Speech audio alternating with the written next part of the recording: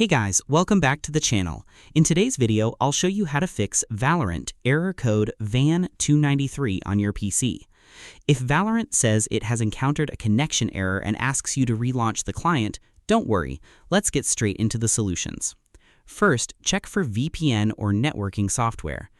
This is one of the most commonly reported solutions for VAN293. If you have a VPN installed, temporarily uninstall it and then restart your computer. You should also check whether you have Docker Desktop or Radmin VPN or similar networking software installed. These applications can sometimes interfere with Valorant or Vanguard. To remove them, press Windows plus I to open settings. Select Apps, then go to Installed Apps. Use the search box to look for your VPN software. When you find it, click the three dots next to the application and select Uninstall. Do the same for Docker Desktop or other network-related applications you don't need. Once you've removed them, restart your computer and launch Valorant again. If VAN293 is still appearing, try the next solution. You can test your connection using Cloudflare Warp.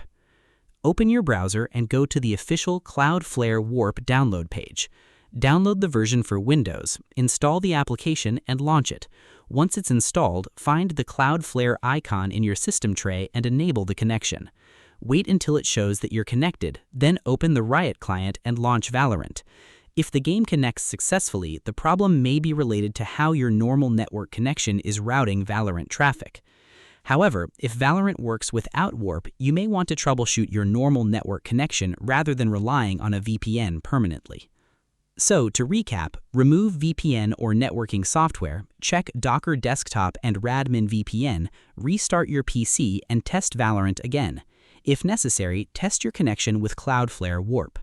Hopefully one of these solutions helped you get rid of Valorant VAN293. If this video helped you, leave a like, subscribe, and turn on notifications for more Valorant tutorials. Thanks for watching, and I'll see you in the next one.